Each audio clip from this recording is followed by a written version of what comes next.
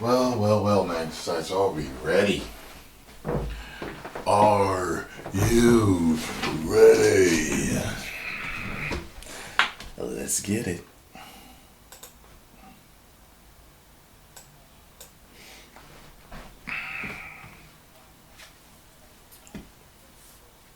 Good evening. From the University of Utah in Salt Lake City, welcome to the first and only Vice Presidential Debate of 2020, sponsored by the Nonpartisan Commission on Presidential Debates. I'm Susan Page of USA Today. It is my honor to moderate this debate, an important part of our democracy. In Kingsbury Hall tonight, we have a small and socially distant audience, and we've taken extra precautions during this pandemic. Among other things, everyone in the audience is required to wear a face mask, and the candidates will be seated 12 feet apart. The audience is enthusiastic about their candidates, but they've agreed to express that enthusiasm only twice, at the end of the debate, and now, when I introduce the candidates. Please welcome California Senator Kamala Harris and Vice President Mike Pence.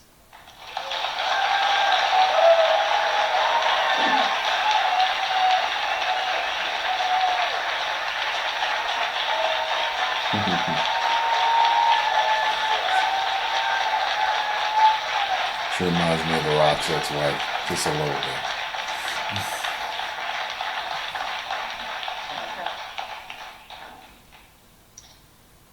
Senator Harris and Vice President Pence, thank you for being here. We're meeting as President Trump and the First Lady continue to undergo treatment in Washington after testing positive for COVID-19. We send our thoughts and prayers to them for their rapid and complete recovery and for the recovery of everyone afflicted by the coronavirus.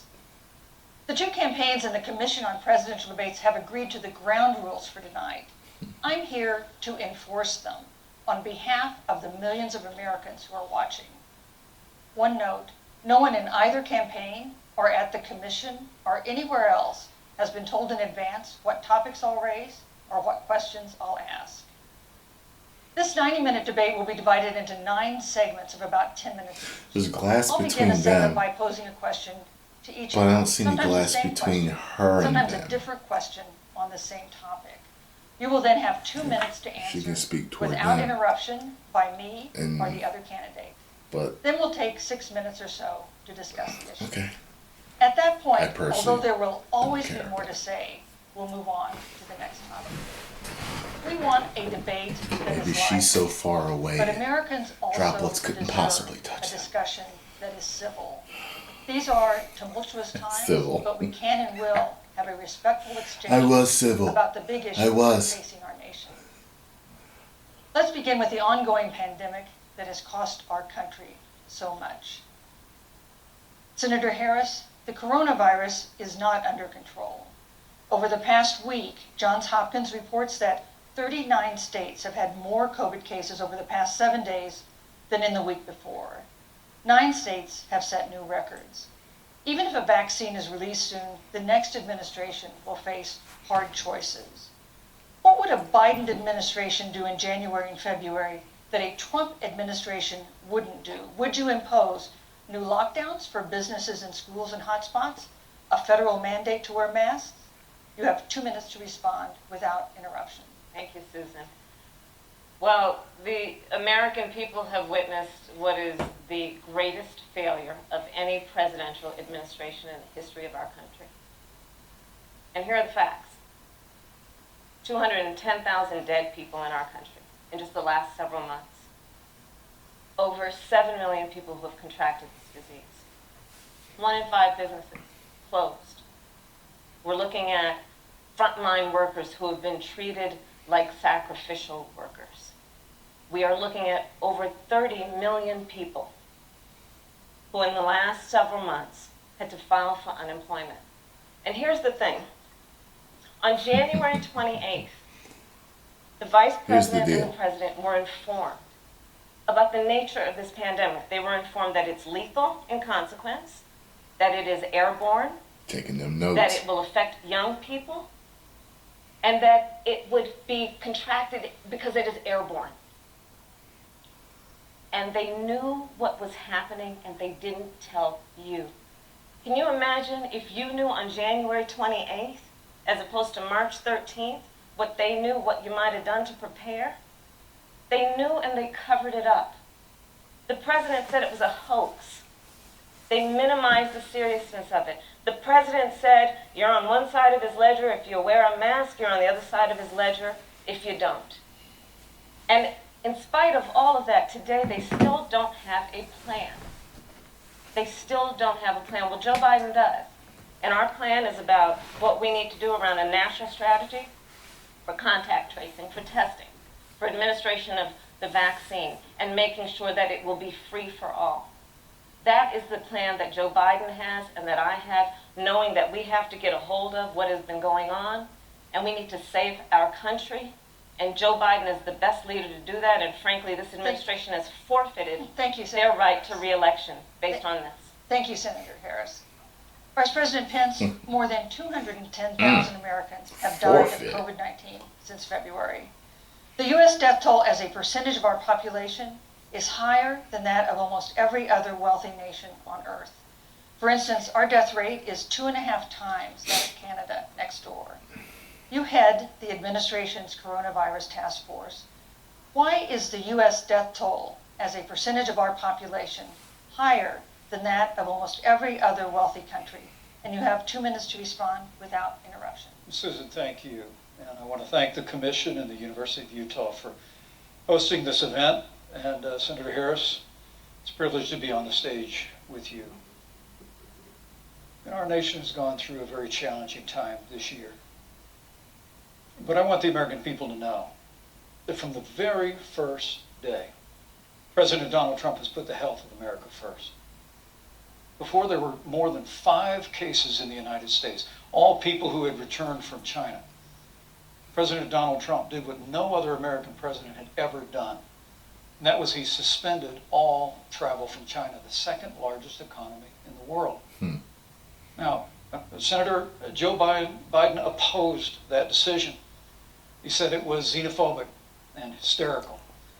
But I can tell you, having led the White House Coronavirus Task Force, that that decision alone by President Trump bought us invaluable time to stand up the greatest national mobilization since World War II.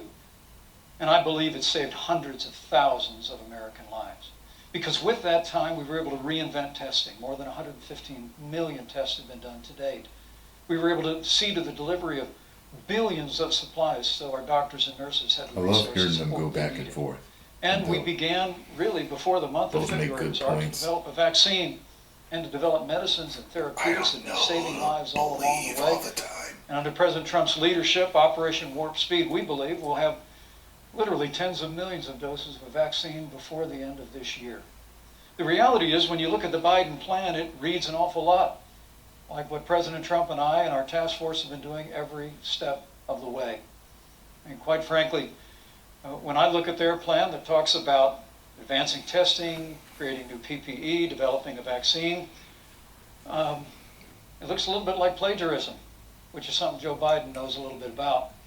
I think the American people know that this is a president who has put the health of America first, and the American people, I believe with my heart, can be proud of the sacrifices they have made.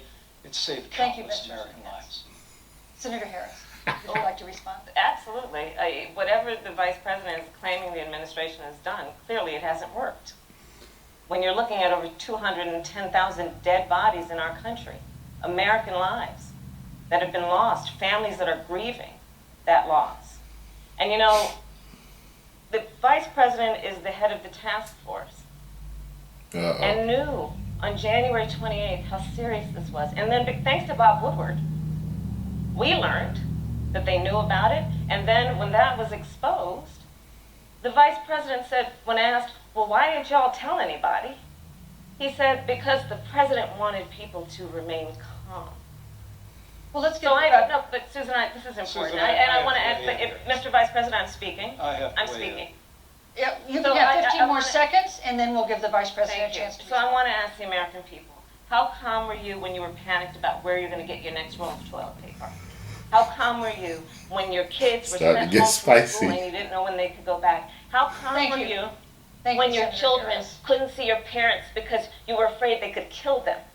Let's give Vice President Pence a chance to respond. Vice President Pence, you have 1 minute to You know, respond. there's not a day gone by that I haven't thought of every American family that's lost a loved one. And I want all of you to know that you'll always be in our hearts and in our prayers.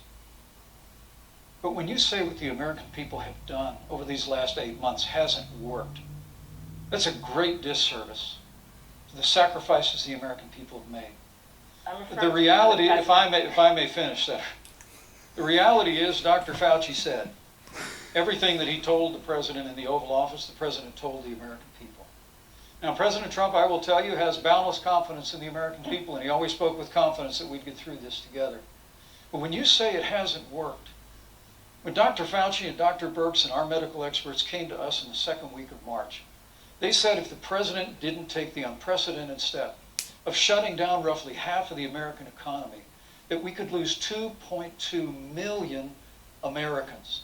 That's the reality. Thank you. They also Thank you, said Vice to us, if President we Pence. did everything right, Susan, we could still lose more than 200,000 Like I Americans. did that. Vice Now, President one Pence. life Susan. lost is Thank too you. many, Susan. But the American people, I believe, deserve credit. They be getting for the their extra words sacrifices in. that they have made, putting the health of their family, They know how to their do it, neighbors too. first, our doctors, our nurses, our first Thank you, Vice responders. President Pence. And I'm going to speak up on behalf of what the American people have done. Vice President Pence, you were in the front row in a Rose Garden event 11 days ago, at what seems to have been a super spreader event for senior administration and congressional officials. No social distancing, few masks, and now a cluster of coronavirus cases among those who were there. How can you expect Americans to follow This the virus is like at administration's the heart safety of this guidelines election. to protect themselves from COVID when you at the White House Very have not been interesting. doing so? Well, the American people have demonstrated over the last 8 months that when given the facts, they're willing to put the health of their families and their neighbors and people they don't even know first. President Trump and I have great confidence in the American people and their ability to take that information and put it into practice. In the height of the epidemic, when we were losing a heartbreaking number of 2,500 Americans a day, we surged resources to New Jersey and New York and New Orleans and Detroit. We told the American people what needed to be done, and the American people made the sacrifices. When the outbreak in the Sun Belt happened this summer, again, Americans stepped forward. But the reality is the work of the President of the United States goes on. A vacancy on the Supreme Court of the United States has come upon us, and the President introduced Judge Amy Coney Yes, Barrett. thank you. Thank you, Vice But President at Pence. that, if I may say, that Rose Garden event, there's been a great deal of speculation about it. My wife Karen and I were there and honored to be there. Many of the people who were at that event, Susan, actually were tested Yes. for coronavirus, and it was an outdoor event, which all of our scientists regularly and routinely advise. The difference here is President Trump and I trust the American people to make choices in the best interest of their health. Joe Biden and Kamala Harris consistently talk about mandates, and not just mandates with the coronavirus, but a government takeover of health care, Thank you. Thank the you, Vice Green New President. She Deal, can't wait to get at all him. government control. Get We're her about face. freedom and respecting the freedom of the American people. Let's talk about respecting the American people. You respect the American people when you tell them the truth. You respect the American people when you have the courage Which we've to be a always leader done. speaking of those things that you may not want people to hear, but they need to hear so they can protect themselves. But this administration stood on information that if you had as a parent, if you had as a worker knowing you didn't have enough money saved up, and now you're standing in a food line because of the ineptitude of an administration that was unwilling to speak the truth to the American people. So let's talk about caring about the American people. The American people have had to sacrifice far too much because of the incompetence of this administration. It is asking too much of the people. Susan, we talked No, about Vice It is asking too much of the people.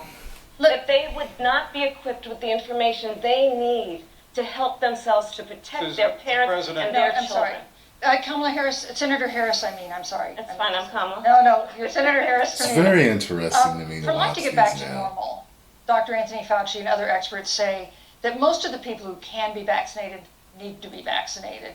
But half of Americans now reminds say me they a lot wouldn't of take a vaccine. if it YouTube was beef. released now. And drama. If the Trump mudslinging, administration approves a back vaccine and forth. before or after the election, should Americans take it, and Lies, would you take truth. it? If the It's public very health interesting to professionals, hear if Dr. these debates. Fauci, if the doctors, tell us that we should take it, I'll be the first in line to take it. Absolutely. But if Donald Trump tells us that we should take it, I'm not taking it. Why? Vice President Pence, there have been a lot of repercussions from this pandemic. In recent days, the president's diagnosis of COVID-19 has underscored the importance of the job that you hold and that you are seeking. That's our second topic tonight. It's the role of the vice president. One of you will make history on January 20th. You will be the vice president to the oldest president the United States has ever had. Donald Trump will be 74 years old on Inauguration Day. Joe Biden will be 78 years old. That already has raised concerns among some voters, concerns that have been sharpened by President Trump's hospitalization in recent days. Vice President Pence, have you had a conversation or reached an agreement with President Trump about safeguards or procedures when it comes to the issue of presidential disability? And if not, do you think you should? You have 2 minutes without interruption. Well, Susan, thank you, although I would like to go back. I think we need to move on to the issue of... Well, thank you, but I would like to vice go back, presidency. because the reality is that we're going to have a vaccine, So Senator, that's in record okay. time, I'd in like to go unheard back. of time, in less than a year. We have 5 companies in phase 3 clinical trials, and we're right now producing tens of millions of doses. So the fact that you continue It's the to face women undermine have when public dudes is confidence lying in to the 'em. vaccine, if the vaccine emerges during the Trump Not that he administration, I is, think is but when they is think you're unconscionable. lying, that's the And face. Senator, I just ask you, stop playing politics with people's lives. The reality is that we will have a vaccine, we believe, before the end of this year. And it will have the capacity to save countless American lives, and your continuous undermining of confidence in a vaccine is just, it's just unacceptable. And let me also say, you know, the reality is when you talk about failure in this administration, we actually do know what failure looks like in a pandemic. It was 2009. The swine flu arrived in the United States. Thankfully, it ended up not being as lethal as the coronavirus. But before the end of the year, when Joe Biden was vice president of the United States, not 7.5 million people contracted the swine flu. 60 million Americans contracted the swine flu. If the swine flu had been as lethal as the coronavirus in 2009, interesting when point. Joe Biden was vice president, we would have lost 2 million American I love lives. this back and His own chief of staff, Ron Klain, would say last year that it was pure luck that they did, quote, everything possible wrong. And we learned from that. They left the Strategic National Stockpile empty. They left an empty and hollow plan, but we Thank you, still Vice learned President from it. Pence. And I think Vice the President American Pence, your people, time is I'm going up. to say again, can be Vice proud President Pence, I'm sorry, of your what time we is have up. done. And Senator, please Thank you, Vice stop President undermining Pence. confidence in a vaccine. Senator Harris, let me ask you the same question that I asked Sure. Vice President Pence, which is, have you had a conversation or reached an agreement with Vice President Biden about safeguards or procedures when it comes to the issue of presidential disability? And if not, and if you win the election next month, do you think you should? I You wonder have if 2 you're going to minutes talk about uninterrupted. Biden's. So let me tell you, first of all, Mind. the day I got the call from Joe Biden, it was actually a Zoom call, asking me to serve with him on this ticket was Plug probably in one Zoom. of the most memorable days of my life. I thought about my mother, who came to the United States at the age of 19, gave birth to me at the age of 25 at Kaiser Hospital in Oakland, California. And the thought that I'd be sitting here right now, Telling that down I home know story. would make her proud. She must be looking down on that. Link with the people. Joe and I were raised in a very similar way. We were raised with values that are about hard work, about the value and the dignity of public service, and about the importance of fighting for the dignity of all people. And I think Joe asked me to serve with him because, I have a career that included being elected the first woman district attorney in San Francisco, where I created models of innovation for law enforcement in terms of reform of the criminal justice system. I was elected the first woman of color and black woman to be elected Attorney General of the state of California, where I ran the second largest Department of Justice in the United States, second only to the United States Department of Justice. And there I took on everything from transnational criminal organizations to the big banks that were taking advantage of homeowners, to for-profit colleges that were taking advantage of veterans. And then, of course, now I serve in the United States Senate as only the second black woman ever elected to the United States Senate. I serve on the Senate Intelligence Committee, where I've been in regular receipt of classified information about threats to our nation and hotspots around the world. I've traveled the world. I've met with our soldiers in war zones. And I think Joe has asked me to serve with him because he knows that we share a purpose which is about lifting up the American people. And after the 4 years that we have seen of Donald Trump unifying our country around our common values and principles. Thank you, Senator Harris. You know, neither President Trump nor Vice President Biden has released a sort of detailed health information that had become the modern norm until the 2016 election. And in recent days, President Trump's doctors have given misleading answers or refused to answer basic questions about his health. And my question to each of you in turn is this information voters deserve to know? Vice President Pence, would you like to go first? Well, Susan, thank you. And let me say, on behalf of the President and the First Lady, how moved we've all been by the outpouring of prayers and concern for the President. And I do believe it's emblematic of the prayers and the concern that have ushered forth for every American impacted by the coronavirus. But the care the President received at Walter Reed Hospital, the White House doctors, was exceptional. And the transparency that they practiced all along the way will continue. The American people have a right to know about the health and well-being of their President, and will continue. Trump is his. But I'm just extremely grateful. Opposite. And was more than a little moved by the broad and bipartisan support. And Senator, I want to thank you and Joe Biden for your expressions of genuine concern. And I also want to congratulate you, as I did on that phone Got call, that look. on the historic nature of your nomination. Thank you.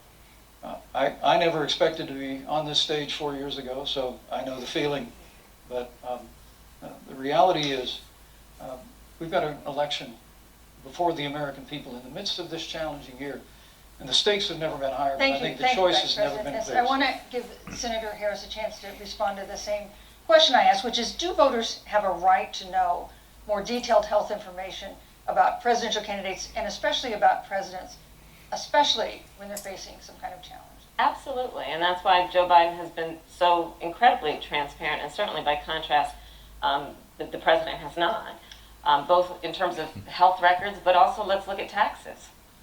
We now know, because of great investigative journalism, that Donald Trump paid $750 in taxes. When I first heard about it, I literally said, "You mean $750,000? And it was like, no, $750.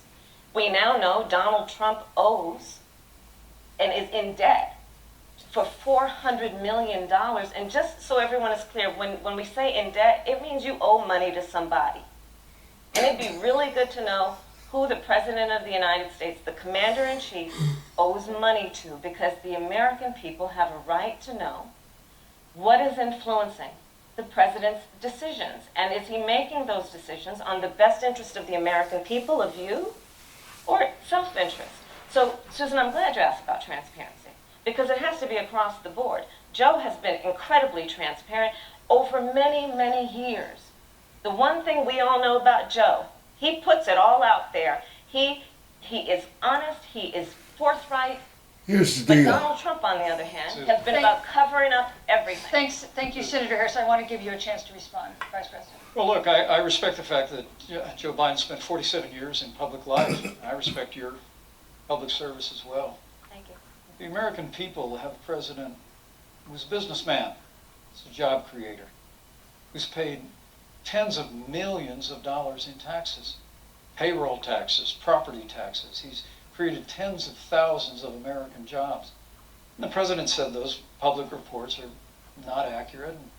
And the president's also released literally stacks of financial disclosures the American people can review just as the law allows. But the distinction here is that Joe Biden, 47 years in public service compared to President Donald Trump, who brought all of that experience 4 years ago. Thank you, And Vice turned President. this economy around by cutting taxes, rolling back regulation, unleashing Vice American President. energy, fighting for free and fair trade, and all of that's Thank you, on the Vice line President if Pence. Joe Biden and Kamala Harris. You know, that's a are good in the White segue into our third Great topic, segue. which is about the economy. This has been another aspect of life for Americans that's been so affected by this coronavirus. We have a jobs crisis brewing.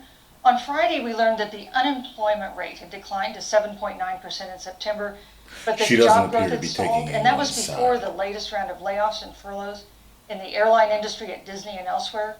Hundreds of thousands of discouraged And she workers can't have control them stopped just looking like for work. the last Nearly guy couldn't 11 control million them. jobs that existed at the beginning of the year haven't been replaced. They're going to get Those what hardest they hit got to include say out. Latinos, blacks, and women. Senator Harris, the Biden-Harris campaign has proposed new programs to boost the economy, and you would pay for that new spending by raising $4 trillion in taxes on wealthy individuals and corporations. Some economists warn that could curb entrepreneurial ventures that fuel growth and create jobs. Would raising taxes put the recovery at risk? And you have 2 minutes to answer uninterrupted. Thank you. On the issue of the economy, I think there couldn't be a more fundamental difference between Donald Trump and Joe Biden. Joe Biden believes you measure the health and the strength of America's economy based on the health and the strength of the American worker and the American family. On the other hand, you have Donald Trump, who measures the strength of the economy based on how rich people are doing, which is why he passed a tax bill benefiting the top 1% and the biggest corporations of America, leading to a $2 trillion deficit that the American people are going to have to pay for. On day one, Joe Biden will repeal that tax bill. He'll get rid of it. And what he'll do with the money is invest it in the American people. And through a plan that is about investing in infrastructure, something that Donald Trump said he would do. I remember hearing about some infrastructure week. I don't think it ever happened. But Joe Biden will do that. He'll invest in infrastructure. It's about upgrading our roads and bridges, but also investing in clean energy and renewable energy. Joe is going to invest that money in what we need to do around innovation. There was a time when our country believed in science and invested in research and development so that we were an innovation leader on the globe. Joe Biden will use that money to invest in education. So, for example, for folks who want to go to a 2-year community college, it will be free. If you come from a family that makes less than $125,000, you'll go to a public university for free. And across the board, we'll make sure that if you have student loan debt, it's cut by $10,000. That's how Joe Biden thinks about the economy, which is it's about investing in the people of our country as opposed to passing a tax bill, which had the benefit of letting American corporations go offshore to do their business. Thank you, You're Senator welcome. Harris. Vice President Pence, your administration has been predicting a rapid and robust recovery, but the latest economic report suggests that's not happening. Should Americans be braced for an economic comeback that is going to take not months, but a year or more? You have 2 minutes to answer uninterrupted. When President Trump and I took office, America had gone through the slowest economic recovery since the Great Depression. So when Joe Biden was vice president, they tried to tax and spend and regulate and bail our way back to a growing economy. President Trump cut taxes across the board. Despite what Senator Harris says, the average American family of 4 had $2,000 in savings in taxes. And with the rise in wages that occurred, most predominantly for blue-collar, hard-working Americans, the average household income for a family of 4 increased by $4,000 following President Trump's tax cuts. But America, you just heard Senator Harris tell you, on day one, Joe Biden's going to raise your taxes. It's really remarkable to think. I mean, right after a time where we're going through a pandemic that lost 22 million jobs at the height, we've already added back 11.6 million jobs because we had a president who cut taxes, rolled back regulation, unleashed American energy, fought for free and fair trade, and secured $4 trillion from the Congress of the United States to give direct payments to families, save 50 million jobs through the Paycheck Protection Program. We literally have spared no expense to help the American people and the American worker through this. Joe Biden and Kamala Harris want to raise taxes, They want to bury our economy under a $2 trillion Green New Deal, which you were one of the original co-sponsors of in the United States Senate. They want to abolish fossil fuels and ban fracking, which would cost hundreds of thousands of American jobs all across the heartland. And Joe Biden wants to go back to the economic surrender to China, that when we took office, half of our international trade deficit was with China alone. And Joe Biden wants to repeal all of the tariffs that President Trump put into effect to fight for American jobs and American workers. Joe Biden says democracy's on the ballot. Make no mistake about it, Susan. The American economy, the American comeback is on the ballot with 4 more years of growth and opportunity, 4 more years of President Donald Trump. 2021 is going to be the biggest economic year in the history of this country. Thank you, Vice President Pence. Senator Harris. Well, I mean, I thought we saw enough of it in last week's debate, but I think this is supposed to be a debate based on fact and truth. And the truth and the fact is, Joe Biden has been very clear. He will not raise taxes on anybody who makes less than $400,000 a year. He said he's going to repeal the Trump tax cuts. Mr. Vice President, I'm speaking. Well, wait. I'm speaking. It'd be important if you said the truth. Joe Biden said twice in the debate last week that he's going to repeal the Trump tax cuts. That was tax cuts that gave the average working family $2,000 in a tax break every single year. Senator, that is absolutely not true. Is he only going to repeal part of the Trump tax cuts? If you don't mind letting me finish, we can then have a conversation, okay? Please. Okay. Joe Biden will not raise taxes on anyone who makes less than $400,000 a year. He has been very clear about that. Joe Biden will not end fracking. He has been very clear about that. Joe Biden is the one who, during the Great Recession, was responsible for the Recovery Act that brought America back. And now the Trump-Pence administration wants to take credit when they rode the coattails of Joe Biden's success for the economy that they had at the beginning of their term. Of course, now the economy is a complete disaster. But Joe Biden, on the one hand, did that. On the other hand, you have Donald Trump, who has reigned over a recession that is being compared to the Great Depression. On the one hand, you have Joe Biden, who was responsible with President Barack Obama for the Affordable Care Act, which brought health care to over 20 million Americans and protected people with pre-existing conditions. And what it also did is it saved those families who otherwise were going bankrupt because of hospital bills they could not afford. On the other hand, you have Donald Trump, who's in court right now, trying to get rid of the Affordable Care Act, which means that you will lose protections if you have pre-existing conditions. And this is very important, Susan. Yes, and it's we need to give Vice President. He interrupted me, and I'd like to just finish, please. If you have a pre-existing condition, heart disease, diabetes, breast cancer, they're coming for you. They interrupt her. If you love someone who has a pre-existing condition, they're coming for you. If you are under the age of 26 on your parents' coverage, they're coming for you. Senator Harris, thank you. Let me give you a chance to respond. Well, I hope we have a chance to talk about health care, because Obamacare was a disaster. The American people remember it well. President Trump and I have a plan to improve health care and to protect pre-existing conditions for every American. But look, Senator Harris, you're entitled to your own opinion, but you're not entitled to your own facts. You yourself said on multiple occasions when you were running for president that you would ban fracking. Joe Biden looked at a supporter in the eye and pointed and said, I guarantee that we will abolish fossil fuels.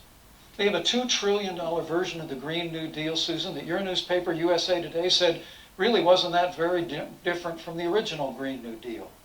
More taxes, more regulation, banning fracking, abolishing fossil fuel, crushing American energy, and economic surrender to China is a prescription for economic decline. President Trump and I will keep America growing. The V-shaped recovery that's underway right now will continue with 4 more years of President Donald Trump. Thank you very, very much, Vice I'd like to hear President. more Once about this again, whole you green provided the perfect thing, segue to a new topic, like which is details. climate change.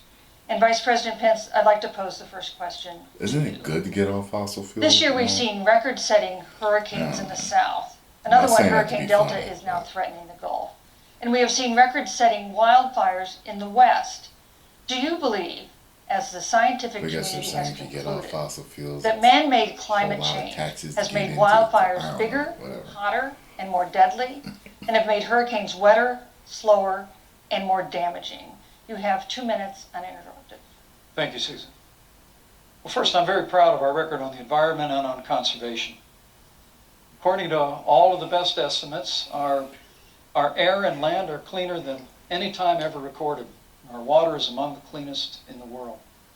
And just a little while ago, the Really? President signed the Outdoors Act, the largest investment in our public lands and public parks in 100 years. So President Trump has made a commitment to conservation and to the environment. Now, with regard to climate change, the climate is changing. But the issue is, what's the cause and what do we do about it? President Trump has made it clear that we're going to continue to listen to the science. Now, Joe Biden and Kamala Harris would put us back in the Paris Climate Accord. They'd impose the Green New Deal, which would crush American energy, would increase the energy costs of American families in their homes, and literally would crush American jobs. And President Trump and I believe that the progress that we have made in a cleaner environment has been happening precisely because we have a strong free market economy.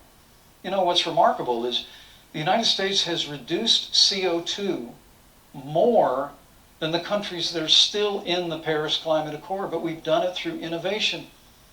And we've done it through natural gas and fracking, which, Senator, the American people can go look at the record. I know Joe Biden says otherwise now, as you do, but the both of you repeatedly committed to abolishing fossil fuel and banning fracking. And so by creating the kind of American innovation, we're actually steering toward a stronger and better environment. With regard to wildfires, President Trump and I believe that forest management has to be front and center, and even Governor Gavin Newsom from your state has agreed we've got to work on forest management. And with regard to hurricanes, the National Oceanic Administration tells us that actually as difficult as they are, Thank you, Vice President. there are no more hurricanes today than there were 100 years ago. Thank you. But many of the climate alarmists Vice President Pence, use I'm sorry, your time hurricanes is up. and wildfires to try and Thank sell you, their Vice bill of President goods of Pence. a Green New Deal. And President Trump and I are going to always put Thank you, American Vice jobs and President American Pence. workers first. Senator Harris, as the Vice President mentioned, you co-sponsored the Green New Deal in Congress. But Vice President Biden said in last week's debate that he does not support the Green New Deal. But if you look at the Biden-Harris campaign website, it describes the Green New Deal as a crucial framework. What exactly would be the stance of a Biden-Harris administration toward the Green New Deal? You have 2 minutes uninterrupted. Sure. So first of all, I will repeat, and the American people know, that Joe Biden will not ban fracking. That is a fact. That is a fact. I will repeat that Joe Biden has been very clear that he thinks about growing jobs, which is why he will not increase taxes for anyone who makes less than $400,000 a year. Joe Biden's economic plan, Moody's, which is a reputable Wall Street firm, has said will create 7 million more jobs than Donald Trump's. And part of those jobs that will be created by Joe Biden are going to be about clean energy and renewable energy. Because you see, Joe understands that the west coast of our country is burning, including my home state of California. Joe sees what is happening on the Gulf states, which are being battered by storms. Joe has seen and talked with the farmers in Iowa, whose entire crops have been destroyed because of floods. And so Joe believes, again, in science. I'll tell you something, Susan. I served, when I first got to the Senate, on the committee that's responsible for the environment. Do you know this administration took the word science off the website and then took the phrase climate change off the website? We have seen a pattern with this administration, which is they don't believe in science. And Joe's plan is about saying we're going to deal with it, but we're also going to create jobs. Donald Trump, when asked about the wildfires in California, and the question was, you know, the science is telling us this. You know what Donald Trump said? Science doesn't know. So let's talk about who is prepared to lead our country over the course of the next 4 years on what is an existential threat to us as human beings. Joe is about saying we're going to invest that in renewable energy. It's going to be about the creation of millions of jobs.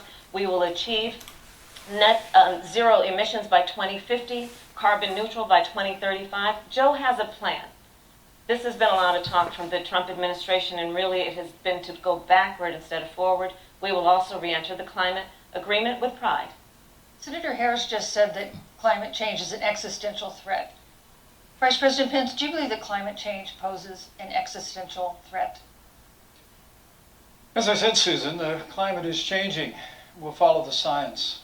But once again, Senator Harris is denying the fact that they're going to raise taxes on every American. Joe Biden said twice in the debate last week that on day one he was going to repeal the Trump tax cuts. Those tax cuts delivered $2,000 in tax relief Well, right from to the that average family of four across America. And with regard to banning fracking, I just recommend that people look at the record. You yourself said repeatedly that you would ban fracking. You were the first Senate co-sponsor of the Green New Deal. And while Joe Biden denied the Green New Deal, Susan, thank you for pointing out, the Green New Deal is on their campaign website. And as USA Today said, it's essentially the same plan as you They're co-sponsored so funny because with they have AOC to when she stay submitted well it to the behaved. Senate. And you just heard the Well senator say spoken. that she's going to resubmit America to the Paris Climate Accord. They have to sugarcoat things when The American it's people the right have time. always cherished our environment. We'll You have to continue be a to little cherish it. We've cutthroat made when great it's the right progress time. reducing CO2 emissions You through have to know American when to innovation and the erupt- development of interrupt natural gas somebody. and fracking. We don't It's need such a a massive delicate $2 trillion dance Green New Deal that to would impose gain all new people's mandates on favor. American businesses and American families. Thank you. Joe Biden wants us Thank to you, Vice retrofit President. 4 million Thank you, Vice American President. business buildings. Just so funny because I see it happening on It will YouTube. cost jobs. President Trump People Thank are you, always Vice put America beefing. first. He's going to put You jobs see first. the way they take word care stuff. of our environment and follow the science. How Thank they'll you. take You know, on something the issue of somebody jobs, said and Senator, twist let's it talk or about blow it that. out of proportion or straight up The Vice lie. President earlier referred to, as part of what he thinks is an accomplishment, the President's trade war with China. You lost that trade war. You lost it. What ended up happening is because of a I so-called don't know. trade war with China, America lost 300,000 manufacturing jobs. Farmers have experienced bankruptcy because of it. We are in a manufacturing recession because of it. And when we look at where this administration has been, there are estimates that by the end of the term of this administration, they will have lost more jobs than almost any other presidential administration. And the American people know what I'm talking about. You know, I think about 20-year-olds. You know, we have a 20-year-old, a 20-something-year-old, who are coming out of high school and college right now, and you're wondering, is there going to be a job there for me? We're looking at people who are trying to figure out how they're going to pay rent by the end of the month. Almost half of American renters are worried about whether they're going to be able to pay rent by the end of the month. This is where the economy is in America right now, and it is because of the catastrophe and the failure of leadership of this administration. Thank you, Senator Harris. Vice President Pence, let me give you just 15 seconds to respond because then I want to move on to Well, I'd love to respond. Look, lost the trade war with China. Joe Biden never fought it. Joe Biden has been a cheerleader for communist China through over the last several decades. And again, Senator Harris, you're entitled to your opinion. You're not entitled to your own facts. When Joe Biden was vice president, we lost 200,000 manufacturing jobs, and President Obama said they were never coming back. He said we needed a magic wand to bring them back. In our first 3 years after we cut Thank you, taxes, Vice rolled back President. regulation, unleashed American energy, Good this finish, man. administration saw 500,000 Thank you, Vice manufacturing President. jobs Yes. created.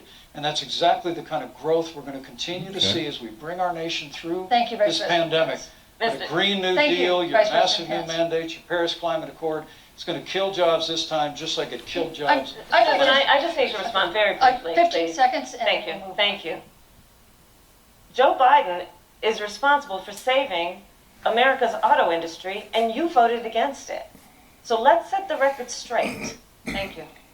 I'd like to talk about China. We have, as our next topic, we have no more complicated or consequential foreign relationship than the one with China. It is a huge market for American agricultural goods. It's a potential partner in dealing with climate change in North Korea. And in a video tonight, President Trump again blamed it for the coronavirus, saying China will pay. Vice President Pence, how would you describe our fundamental relationship with China? Competitors, adversaries, enemies? You have 2 minutes. Thank you, Susan. Well, before I leave that, let me speak to voting records if I can. You know, everybody knows that NAFTA cost literally thousands of American factories to close. We saw automotive jobs go south of the border. President Trump fought to renegotiate NAFTA. And the United States-Mexico-Canada agreement is now the law of the land. American people deserve to know Senator Kamala Harris was one of only 10 members of the Senate to vote against the USMCA. It was a huge win for American auto workers. It was a huge win for American farmers, especially dairy in the upper Midwest. But Senator, you said it didn't go far enough on climate change, that you put your radical environmental agenda ahead of American auto workers and ahead of American jobs. The American people deserve to know that. It's probably why Newsweek magazine said that Kamala Harris was the most liberal member of the United States Senate in 2019. More liberal than Bernie Sanders, more liberal than any of the others in the United States Senate. So, now with regard to China. Like that laugh he threw in there. Susan, first and foremost, China is to blame for the coronavirus. And President Trump is not happy about it. He's made that very clear, made it clear again today. China and the World Health Organization did not play straight with the American people. They did not let our personnel into China to get information on the coronavirus until the middle of February. Fortunately, President Trump, in dealing with China from the outset of this administration, standing up to China that had been taking advantage of America for decades in the wake of Joe Biden's cheerleading for China, President Trump made that decision before the end of January to suspend all travel from China. And again, the American people deserve to know Joe Biden opposed President Trump's decision to suspend all travel from China.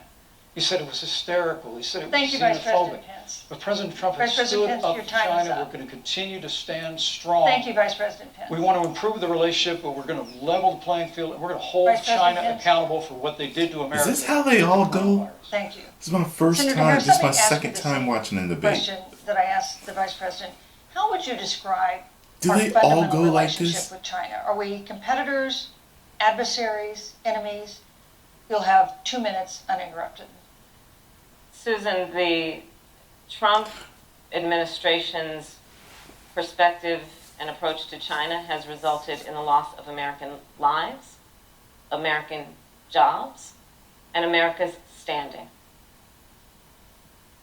There's a weird obsession that President Trump has had with getting rid of whatever accomplishment was achieved by President Obama and Vice President Biden. For example, they created within the White House an office that basically was responsible for monitoring pandemics. They got rid of it. Not true. There was a team of disease experts that President Obama and Vice President Biden dispatched to China to monitor what is now predictable and what might happen. They pulled them out. We now are looking at 210,000 Americans who have lost their lives. Let's look at the job situation. We mentioned before the trade deal, the trade war, they wanted to call it, with China. It resulted in the loss of over 300 manufacturing jobs and a manufacturing recession, and the American consumer paying thousands of dollars more for goods because of that failed war that they called it. Then let's talk about standing. Pew, a reputable research firm, has done an analysis that shows that leaders of all of our formerly allied countries have now decided that they hold in greater esteem and respect Xi Jinping, the head of the Chinese Communist Party, than they do Donald Trump, the President of the United States, the Commander-in-Chief of the United States. This is where we are today because of a failure of leadership by this administration. Senator Harris, we've seen changes in the role of the United States in terms of global leadership over the past 4 years. And of course, times do change. What's your definition? We've seen strains with China, of course, as the Vice President mentioned. We've seen strains with our traditional allies in NATO and elsewhere.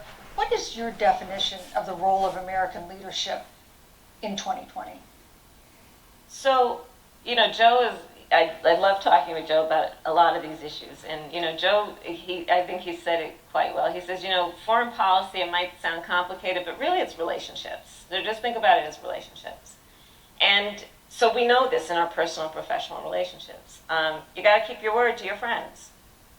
You got to be loyal to your friends. People who've stood with you, got to stand with them. You got to know who your adversaries are and keep them in check. But what we have seen with Donald Trump is that he has betrayed our friends and embraced dictators around the world. Let's take, for example, Russia. So, Russia, I serve on the Intelligence Committee of the United States Senate. America's intelligence community told us Russia interfered in the election of the President of the United States in 2016 and is playing in 2020. Christopher Wray, the director of the FBI, said the same. But Donald Trump, the commander-in-chief of the United States of America, prefers to take the word of Vladimir Putin over the word of the American intelligence community. You look at our friends at NATO. He has walked away from agreements. You can look at the Iran nuclear deal, which now has put us in a position where we are less safe because they are building up what might end up being a significant nuclear arsenal.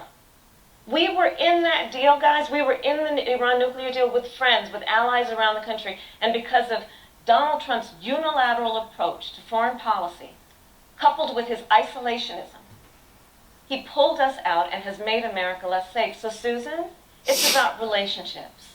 And the thing that has always been part of the strength of our nation, in addition to our great military, has been that we keep our word. But Donald Trump doesn't understand that because he doesn't understand what it means to be honest. Thank you, Senator Harris. Vice President Pence, let me give you a chance to respond. Well, thank you. Well, President Trump kept his word when we moved the American embassy to Jerusalem, the capital of the state of Israel. When Joe Biden was vice president, they promised to do that, and they never did. We stood strong with our allies, but we've been demanding. NATO is now contributing more to our common defense than ever before, thanks to President Trump's leadership. We've strengthened our alliances across the Asia-Pacific, and we've stood strong against those who would do us harm. You know, when President Trump came into office, ISIS had captured an area of the Middle East the size of Pennsylvania.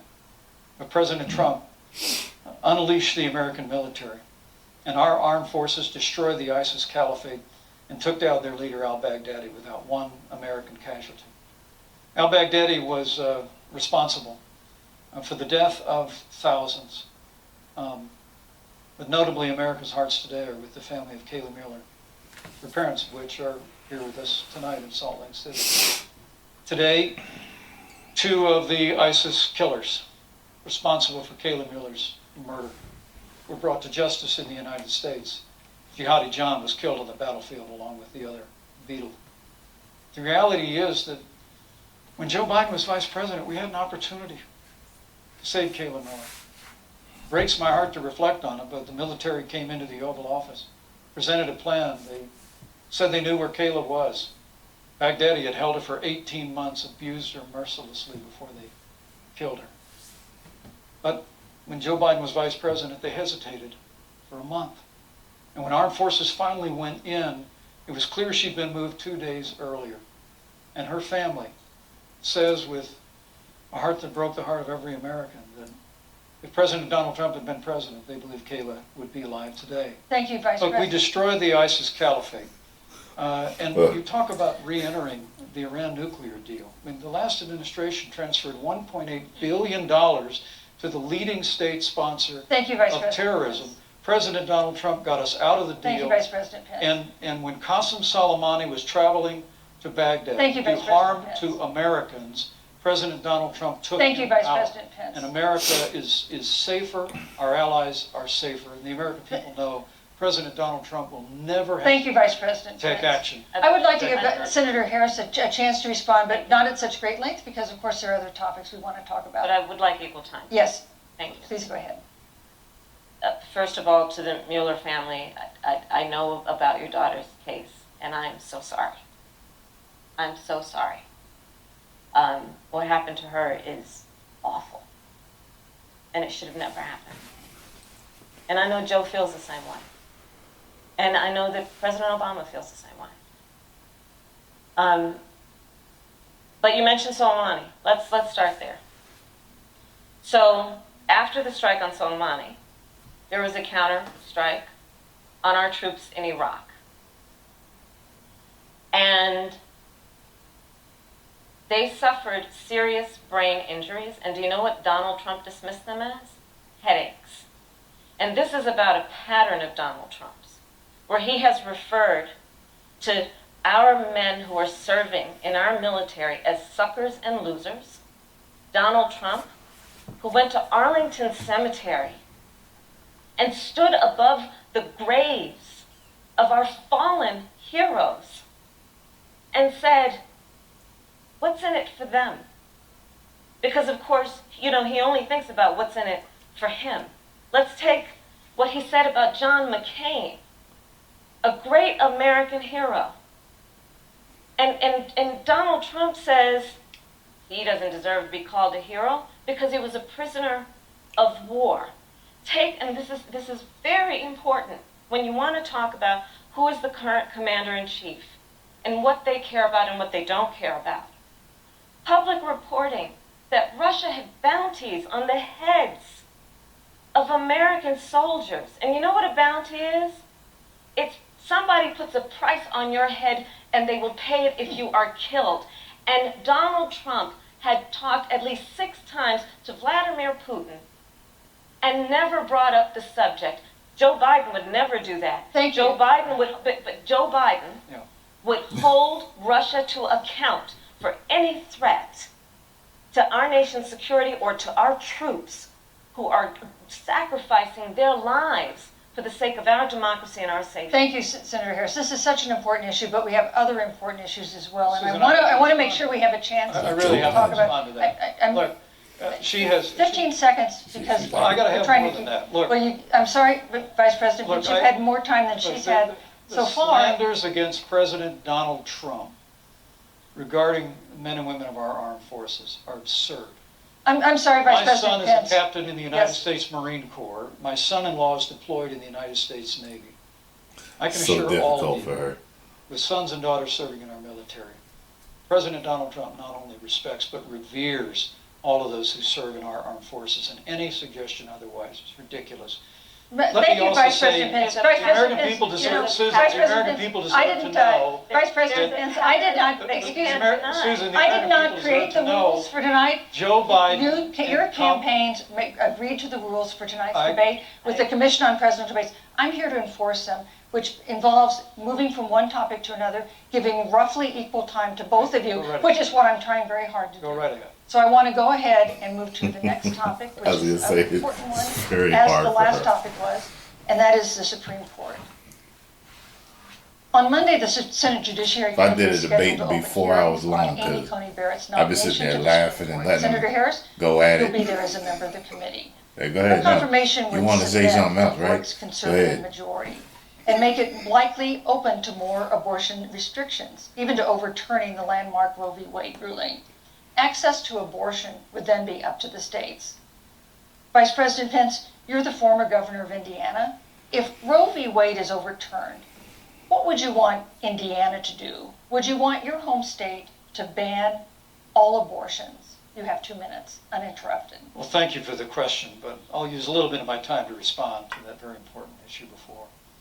The American people deserve to know Qasem Soleimani, the Iranian general, was responsible for the death of hundreds of American service members.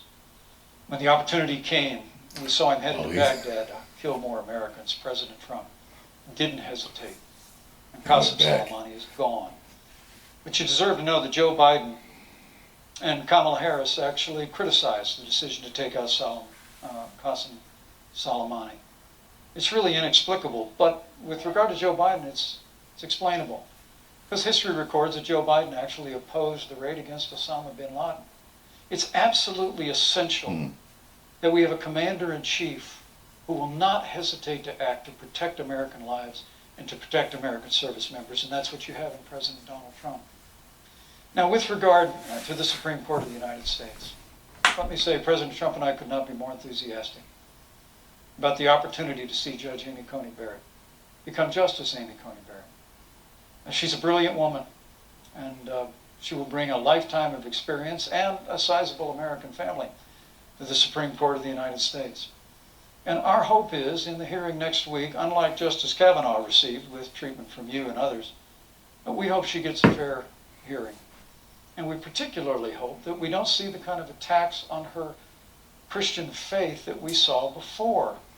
I mean, the Democrat chairman of the Judiciary Committee before, when Judge Barrett was being confirmed for the Court of Appeals, expressed concern that the dogma of her faith lived loudly in her. Dick Durbin of Illinois said that it was a concern. Senator, I know one of our judicial nominees you actually attacked because they were a member of the Catholic Knights of Columbus, just because the Knights of Columbus holds pro-life views. And Thank you, Vice President Pence. So Your my time hope is up. that when the hearing takes place, that Thank you, Vice President Pence. that Judge Amy Coney Barrett will be respected, Thank you, treated Vice President respectfully, Pence. voted and confirmed Thank at the you. Supreme Court of the United States. Senator Harris, you're the senator from and former Attorney General of California, so let me ask you a parallel question to the one I posed to the Vice President. If Roe v. Wade is overturned, what would you want California to do? Would you want your home state to enact no restrictions on access to abortion? And you have 2 minutes uninterrupted. Thank you, Susan. First of all, Joe Biden and I are both people of faith, and it's insulting to suggest that we would knock anyone for their faith. And in fact, Joe, if elected, will be only the second practicing Catholic as President of the United States. On the issue of this, Like how she this grabbed nomination, that, how she sold that. Joe and I are very clear, as are the majority of the American people. We are 27 days before the I know those decision about sales. who will be the next president of the United States. And, you know, before, when this conversation has come up, you know, it's been about election year or election time. We're literally in an election. Over 4 million people have voted. People are in the process of voting right now. And so Joe has been very clear, as the American people are. Let the American people fill that seat in the White House, and then we'll fill that seat on the United States Supreme Court. And to your point, Susan, the issues before us couldn't be more serious. There's the issue of choice, and I will always fight for a woman's right to make a decision about her own body. It should be her decision and not that of Donald Trump and the Vice President, My Michael decision Pence. of whether But I let's want to also kill look my at what else baby is or before not. the court. It's the Affordable Care I Act. always thought that was so Literally in the midst of a public health pandemic, anti-human. when over 210,000 people have died and 7 million So people sad that people probably actually have think what will like be in the that. future considered a pre-existing condition because you contracted the virus.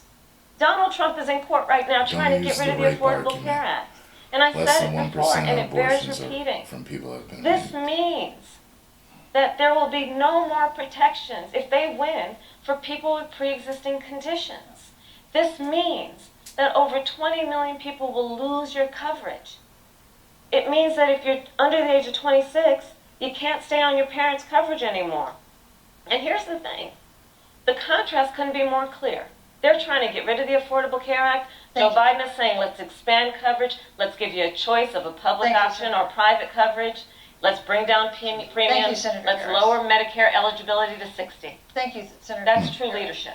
You know, 60. you mentioned earlier, Vice President Pence, that the president was committed to maintaining protections for I can't people even with date a pre-existing woman who's conditions. pro-choice. You know that But tells you me, do have this court case that you are supporting, your administration depending on supporting, what her that would specific strike view down is on the pro-choice. Affordable Care Act.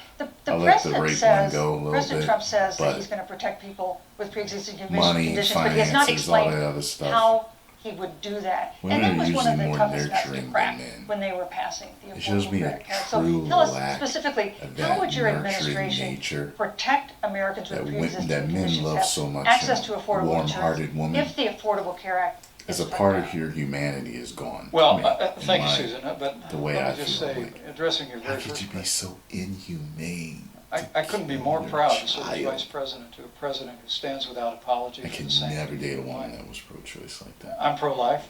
I don't apologize for it. And this I is can't another one of those apologize cases for where it there's either. such a dramatic contrast. Joe Biden and Kamala Harris support I think people have been taxpayer-funded groomed abortion mentally to all think the way that up way, to though, the at the moment same of birth. time. Late-term abortion. They want to increase funding to Planned Parenthood And that's of sick America. to me. Now, for our part, Late-term I abortion would never is presume really how sick. Judge Amy Coney Barrett would rule on the Supreme Court of the United States, but we'll continue to stand strong for the right to life. When you speak about the Supreme Court, though, I think the American people really deserve an answer, Senator Harris. Are you and Joe Biden going to pack the court if Judge Amy Coney Barrett is confirmed? I mean, there have been 29 vacancies on the Supreme Court during presidential election years, from George Washington to Barack Obama. Presidents have nominated in all 29 cases. But your party is actually openly advocating adding seats to the Supreme Court, which has had 9 seats for 150 years, if you don't get your way. This is a classic case of if you can't win by the rules, you're going to change the rules. Now, you've refused to answer the question. Joe Biden has refused to answer the question. So I think the American people would really like to know, if Judge Amy Coney Barrett is confirmed to the Supreme Court of the United States, are you and Joe Biden, if somehow you win this election, going to pack the Supreme Court to get your way? I'm so glad we went through a little history lesson. Let's do that a little more. Uh-oh. In 1864. Well, I'd like you to answer the No, question. Mr. Vice President, I'm Please. speaking. I'm speaking. Okay. In 1864, one of the, I think, political heroes, certainly of the president, I assume of you also, Mr. Vice President, is Abraham Lincoln. Abraham Lincoln was up for re-election. And it was 27 days before the election. And a seat became open on the United States Supreme Court. Abraham Lincoln's party was in charge not only of the White House, but the Senate. But Honest Abe said, it's not the right thing to do. The American people deserve to make the decision about who will be the next president of the United States. And then that person can select who will serve for a lifetime on the highest court of our land. And so Joe and I are very clear. The American people are voting right now, and it should be their decision about who will serve on this most important body for a lifetime. Thank you, And Senator the Harris. people, Susan, are voting right now. They'd like to know if you and Joe Biden are going to pack the Supreme Court if you don't get your way in this nomination. Let's talk about packing. You once Come on, again gave a non-answer. Joe Biden gave a non-answer. trying to answer you The now. American people deserve a straight answer. And if you haven't figured it out yet, the straight answer is they are going to pack the Supreme Court if they somehow win this election. Men and Mr. women, Vice I President, got I to tell you, think- people across this country, if you cherish our Supreme Court, if you cherish the separation of powers, you need to reject the Biden-Harris ticket. Come November the 3rd, re-elect President Donald Trump, and we'll stand by the separation of powers in a 9-seat Supreme Court. Yeah, let's talk about packing the court then. Let's talk about the Please. pack. Yeah, I'm about to. Can someone explain to me this So, whole packing the court The thing? Trump-Pence administration has been, because I sit on the Senate Judiciary Committee, Susan, as you I haven't mentioned, looked it up. and I've It's- witnessed But I keep the hearing it appointments from for time to lifetime time. appointments to the federal courts, district courts, courts of appeal. People who are purely ideological, people who have been reviewed by legal professional organizations and found to have been not competent, are substandard. And do you know that of the 50 people who President Trump appointed to the Court of Appeals for lifetime appointments, not one is black? This is what they've been doing. You want to talk about packing a court? Let's have that discussion. All right, thank you, Senator. Let's go on and talk about the issue of racial justice. I just want the record to reflect she never answered the question. So I think the American people, Thank maybe you. in the next debate, Joe Biden will answer the Thank question. you, But I think thank the you. American people know the answer. Thank you, Vice President. Uh-oh. In March, Breonna Taylor, a 26-year-old emergency room technician in Louisville, was shot and killed after police officers executing a search warrant Uh-oh. on a narcotics investigation broke into her apartment. The police said they identified themselves. Taylor's boyfriend said he didn't hear them do that. He used a gun registered to him to fire a shot, which wounded an officer. The officers then fired more than 20 rounds into the apartment. They say they were acting in self-defense. None of them have been This indicted is gonna in be connection touchy. with her death. Senator Harris, in the case of Breonna Taylor, was justice done? You have 2 minutes. I don't believe so, and I've talked with Breonna's mother, Tamika Palmer, and her family, and her family deserves justice. She was a beautiful young woman. She had as her life goal to become a nurse, and she wanted to become an EMT to first learn what's going on out on the street, so she could then become a nurse and save lives. And her life was taken unjustifiably and tragically and violently. And it brings me to, you know, the 8 minutes and 46 seconds that America witnessed, during which an American man was tortured and killed under the knee of an armed, uniformed police officer. And people around our country, of every race, of every age, of every gender, perfect strangers to each other, marched shoulder to shoulder, arm in arm, fighting for us to finally achieve that ideal of equal justice under law. And I was a part of those peaceful protests. And I believe strongly that, first of all, we are never going to condone violence, but we always must fight for the values that we hold dear, including the fight to achieve our ideals. And that's why Joe Biden and I have said on this subject, look, and I'm a former career prosecutor. I know what I'm talking about. Bad cops are bad for good Thought she cops. almost said something else. We need Let's- reform I was like, of what? our policing in America and our criminal justice system, which is why Joe and I will immediately ban chokeholds and carotid holds. George Floyd would be alive today if we did that. We will require a national registry for police officers who break the law.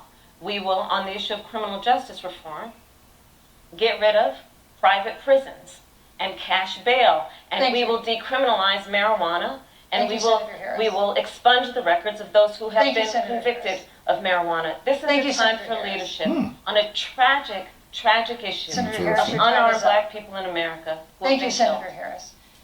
Vice President Pence, let me pose the same question to you.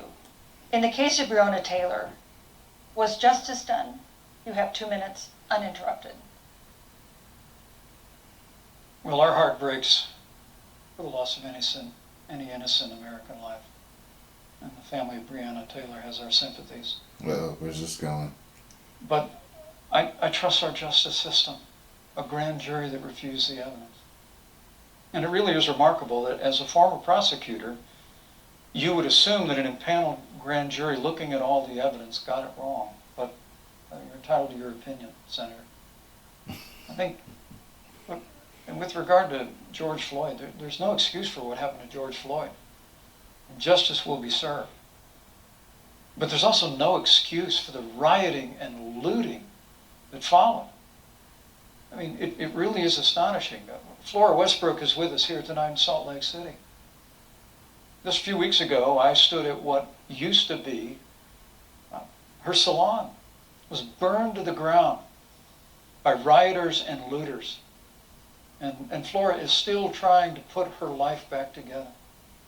And I must tell you, this presumption that you hear consistently from Joe Biden and Kamala Harris, that America is systemically racist, and that, as Joe Biden said, that he believes that law enforcement has an implicit bias against minorities, is a great insult to the men and women who serve in law enforcement. And I want everyone to know who puts on the uniform of law enforcement every day.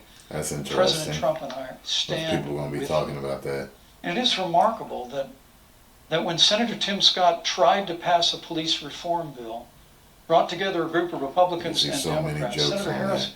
Because it landed you on got up him right and walked after down to he's... the room. And then you filibustered Senator Tim Scott's bill on the Senate floor that would have provided new accountability, new resources, but we don't have to choose between ain't gonna even supporting tell law it. enforcement, improving public safety, and supporting our African American Thank you, neighbors Vice and President. all of our minorities. Under President Trump's leadership, Thank you, we'll Vice President. always stand with law enforcement, and we'll do what we've done Vice from day President Pence, one, and thank that is you. Your time improve is the up. lives of African Americans. Thank you, Vice Record President unemployment, record Vice investments in President Pence, your time education, is and we'll up. fight for school choice. She's not for gonna all tell of him he our got Thank a you, fly Vice on his head. Senator Harris. I will not sit here and be lectured by the Vice President on what it means to enforce the laws of our country. I am the only one on this stage who has personally prosecuted everything from child sexual assault to homicide. I'm the only one on this stage who has prosecuted the big banks for taking advantage of America's homeowners. I'm the only one on this stage who prosecuted for-profit colleges for taking advantage of our veterans. And the reality of this is that we are talking about an election in 27 days, where last week the President of the United States took a debate stage in front of 70 million Americans and refused to condemn white supremacists. Not true. And Not true. it wasn't like he didn't have a chance. He didn't do it, and then he doubled down. And then he said, when pressed, stand back, stand by.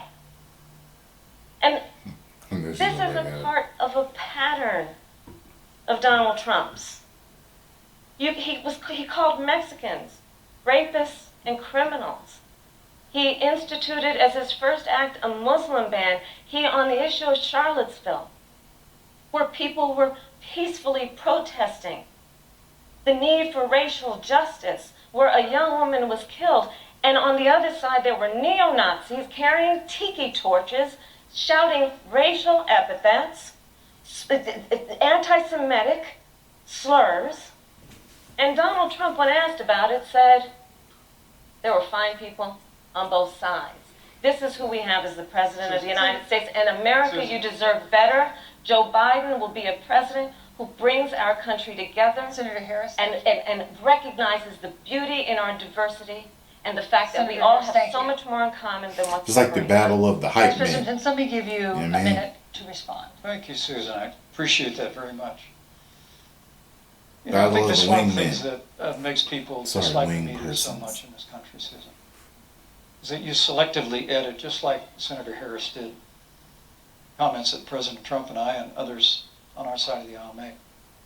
I mean, Senator Harris conveniently omitted, after the president made comments about people on either side of the debate over monuments, he condemned the KKK, neo-Nazis, and white supremacists, and has done so repeatedly. You're concerned that he doesn't condemn neo-Nazis. President Trump has Jewish grandchildren. His daughter and son-in-law are Jewish. This is a president who respects and cherishes all of the American people. But you talk about having personally prosecuted. I'm glad you brought up your record, Senator. Thank you.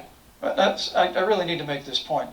When you were DA in San Francisco, when you left office, I know where it's going. African Americans were 19 times more likely to be prosecuted for minor drug offenses than whites and Hispanics. When you were Attorney General of California, Thank you, you Vice President. increased the disproportionate incarceration of Thank blacks you. in California. Yeah. You did nothing on criminal justice reform in California. You didn't lift a finger Thank to you. pass the First Step Back on Capitol Hill. I mean, the reality is your record Thank speaks you, for Vice itself. President President Pence. Trump and I have fought for criminal justice reform. Thank you, Vice President We fought for Pence. Yep. educational choice and I knew where it was opportunities for going. African Americans, all of our Thank you, members. sir. And we'll do it for 4 Thank you. You know, there is no more important issue than the final issue that we're going to talk about tonight, and that is the issue of the election But itself. he attacked my record. I would like an opportunity to respond. Let me give you 30 seconds because we're running out of I time. appreciate that. First of all, having served as the Attorney General of the state of California, the work that I did is a model of what our nation needs to do, and we will be able to do under a Joe Biden presidency. Our agenda includes what this administration has failed to do. It will be about not only instituting a ban on chokeholds and carotid holes. Thank you. Not only, Thank you, Senator I Harris. would like to go through, These are points that you made earlier in the hour, and I want to talk about the election itself before we have to. but I want to talk about the connection between what Joe and I will do and my record, which includes, I was the first statewide officer to institute a requirement that my agents would wear body Bullied our cameras way and into keep them on that. full time. We were the first to initiate a requirement that there would be a training for law enforcement on implicit bias, because yes, Joe Biden and I recognize that implicit bias does exist, Mr. Vice President, contrary to what you may believe. We did the work of instituting reforms that were about investing in reentry. This is the work that we have done and the work we will do going forward. And again, I will not be lectured by the Vice President on our record of what we have done in terms of law enforcement and keeping our communities safe, and a commitment to reforming the criminal justice system of America. Thank you, Senator Harris. And I'd like you to respond first to the question on our final topic, the election itself. President Trump has several times refused to commit himself to a peaceful transfer of power after the election. If your ticket wins and President Trump refuses to accept a peaceful transfer of power, what steps would you and Vice President Biden then take? What would happen next? You have 2 minutes. So I'll tell you, Joe and I are, I think, particularly proud of the coalition that we've built around our campaign. We probably have one of the broadest coalitions of folks that you've ever seen in a presidential race. Of course, we have the support of Democrats, but also independents and Republicans. In fact, 7 members of President George W. Bush's cabinet are supporting our ticket. We have the support of Colin Powell, Cindy McCain, John Kasich, over 500 generals, retired generals, and former national security experts and advisors are supporting our campaign. And I believe they are doing that because they know that Joe Biden has a deep, deep-seated commitment to fight for our democracy and to fight for the integrity of our democracy and to bring integrity back to the White House. And so we believe in the American people. We believe in our democracy. And here's what I'd like to say to everybody. Vote. Please vote. Vote early. Come up with a plan to vote. Go to iwillvote.com. You can also go to joebiden.com. We have it within our power in these next 27 days to make the decision about what will be the course of our country for the next 4 years. And it is within our power, and if we use our vote and we use our voice, we will win. And we will not let anyone subvert our democracy with what Donald Trump has been doing, as he did on the debate stage last week, when again in front of 70 million people, he openly attempted to suppress the vote. Joe Biden, on the other hand, on that same debate stage, because clearly Donald Trump doesn't think he can run on a record because it's a failed record, Joe Biden on that stage said, hey, just please vote. So I'll repeat what Joe said. Please vote. Thank you, Senator. Vice President Pence, President Trump has several times refused to commit himself to a peaceful transfer of power after the election. If Vice President Biden is declared the winner and President Trump refuses to accept a peaceful transfer of power, what would be your role and responsibility as Vice President? What would you personally do? You have 2 minutes. Well, Susan, first and foremost, I think we're going to win this election. Because while Joe Biden and Kamala Harris rattle off a long litany of the establishment in Washington, D.C., an establishment that Joe Biden's been a part of for 47 years, President Donald Trump has launched a movement of everyday Americans from every walk of life. And I have every confidence that those same Americans that delivered that historic victory in 2016, they see this president's record where we rebuild our military. We revived our economy through tax cuts and rolling back regulation, fighting for fair trade, unleashing American energy. We appointed conservatives to our federal courts at every level. And we stood with the men and women of law enforcement every single day. And I think that movement of Americans has only grown stronger in the last 4 years. But when you talk about accepting the outcome of the election, I must tell you, Senator, your party has spent the last 3.5 years trying to overturn the results of the last election. It's amazing. When Joe Biden was Vice President of the United States, the FBI actually spied on President Trump and my campaign. I mean, there were documents released this week that the CIA actually made a referral to the FBI documenting that those allegations were coming from the Hillary Clinton campaign. And of course, we've all seen the avalanche, what you put the country through for the better part of 3 years until it was found that there was no obstruction, no collusion, case closed. And then Senator Harris, you and your colleagues in the Congress tried to impeach the President of the United States over a phone call. And now Hillary Clinton has actually said to Joe Biden that in her words, under no circumstances should he concede the election. So let me just say, I think we're going to win this election. President Trump and I are fighting every day in courthouses to prevent Joe Biden and Kamala Harris from changing the rules and creating this universal mail-in voting that will create a massive opportunity for voter fraud. And we have a free and fair election. We know we're going to have confidence in it. And I believe in all my heart that President Donald Trump's going to be reelected for 4 more years.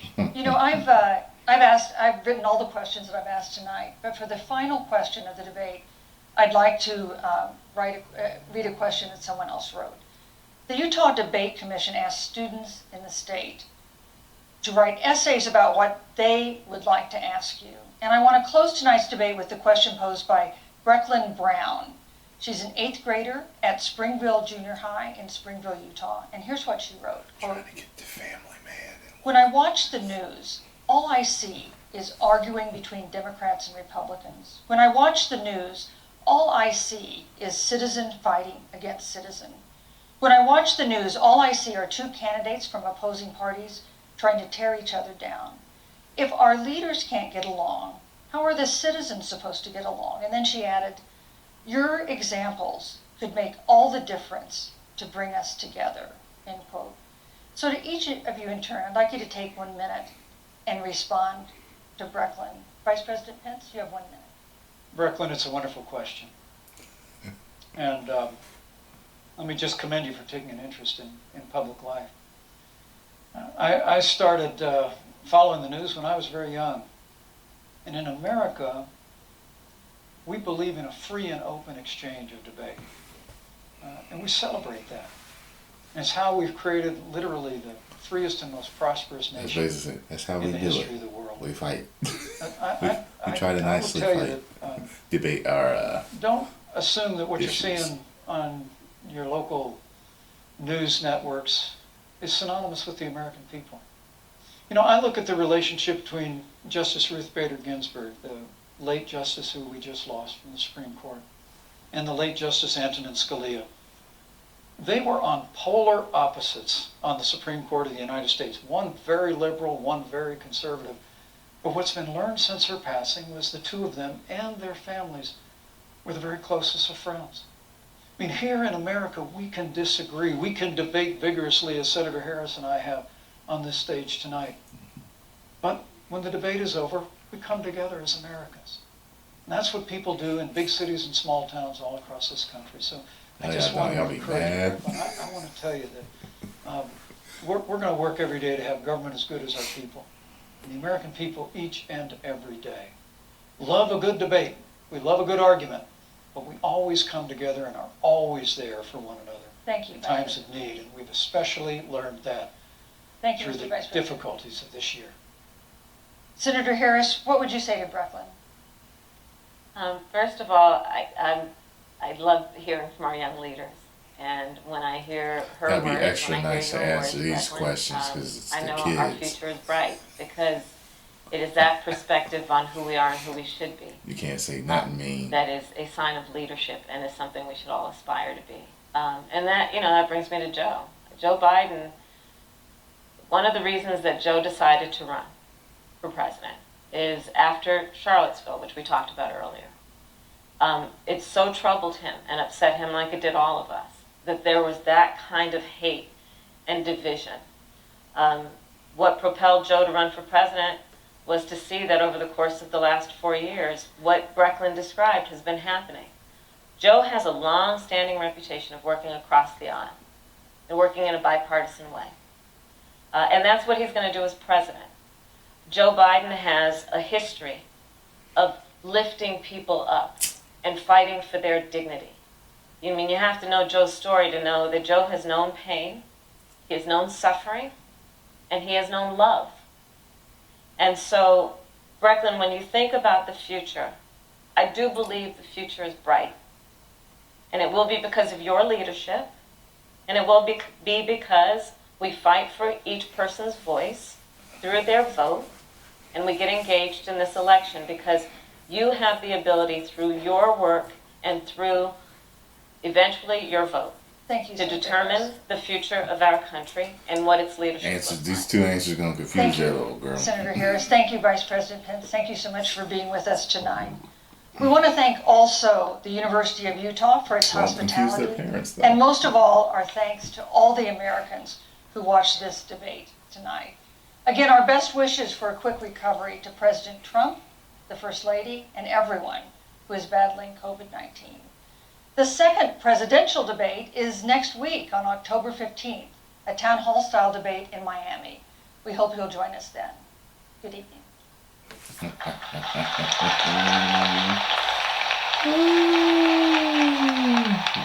Lord.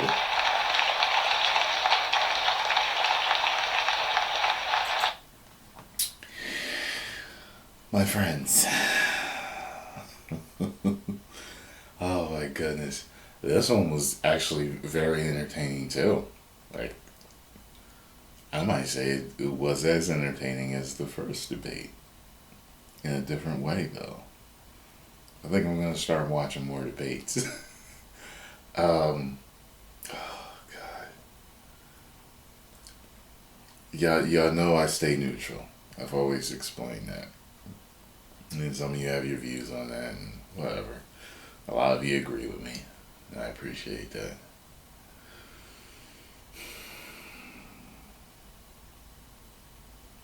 It's just so interesting to me listening to these two debates so far, and especially this one, because these two were far more calculated in how they spoke and what they spoke about and what points they brought up. First debate was more, it seemed more off the cuff and emotional than well thought out answers. Not that they, hey, sometimes the answers weren't good, but sometimes the answers may have been good, but they weren't as polished as these were. You could tell everybody sat down and they were going to come at this debate a different way. But it's so interesting to me. Like I said, it's like watching a show to me. It's not as though I'm seeing the truth. You know, to me, I'm seeing a show. Who can put on the best show to win your vote? And like I said, politics is extremely deep, and this debate was mainly on. I felt like at least it was mainly about COVID, all surrounding COVID. And I remember when COVID first started, and people was like, "Watch, guarantee you, it's going to be huge with the election." So it's all about the election, and I was like, "Wow, watching this, very interesting."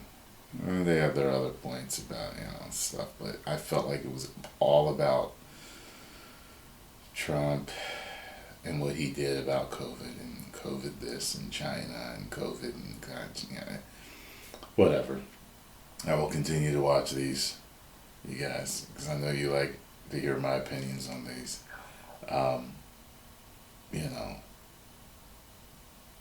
The specific reason why I stay out of this.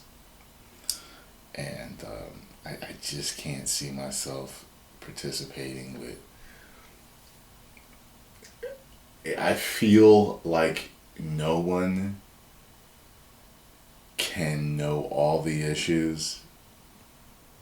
And one of you put it so well with, like, you didn't want to be a part of bringing something bad in, even if you brought some good in. And that's kind of how it is. And it's also a trust thing with me. I don't easily trust politicians and, things, I can trust certain things they say and certain things I can't. Hey, maybe one day I will end up voting, but it won't until be until I am thoroughly versed in what this is that they do. Because, yeah. Oh, and can someone please explain to me, why does my vote matter if the Electoral College actually picks them? Someone explain that to me. Like, don't say something like, "Oh, well, people fought for that." No, no, no, no. Why is my vote important to the election if the Electoral College is actually the ones who pick them? Just please explain that to me. Yeah, I know I could look it up, but I just want to hear what you guys have to say, because I know I'm going to get several different answers. And I'm looking for something specific in how you guys are going to explain this to me. Okay?